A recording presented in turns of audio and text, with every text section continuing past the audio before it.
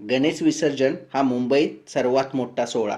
लाखो लोक रस्त्यावर, शेकडो मिरवणुका, प्रचंड पोलीस फोर्स आणि त्या दिवशी जर आंदोलकही रस्त्यावर असतील तर ट्रॅफिक ठप्प होईल, पोलीस गोंधळले जातील. मंत्रालय किंवा मंत्र्यांच्या बंगल्याकडे आंदोलक वळले तर सरकारसाठी ती एक संकट परिस्थिती ठरेल. त्यामुळे चर्चेत आहे की सरकारला 6 तारखेच्या आत तोडगा काढावाच लागेल. सरकार झुकणार नाही असं वारंवार सांगितलं जात आहे, पण खरा प्रश्न असा आहे की सरकारला झुकायला भाग पाडणार वातावरण निर्माण होतंय का? सरकारला दबाव केवळ आंदोलकांचा नाही तर आता उद्योग विश्वाचाही जाणवायला लागलाय. आता थोडं मागे वळून पाहूया. दिल्लीच्या सीमेवर शेतकरी आंदोलन 1.5 वर्ष चाललं. सुरुवातीला केंद्र सरकार म्हणत होतं कायदा मागं घेणं शक्य नाही, पण सततचा दबाव, मोठ्या प्रमाणावरचं जनसमर्थन आणि राजकीय समीकरणं यामुळे शेवटी सरकारला माघार घ्यावी लागली. जरांगे पाटलांचं आंदोलन त्या आठवणी ताज्या करते.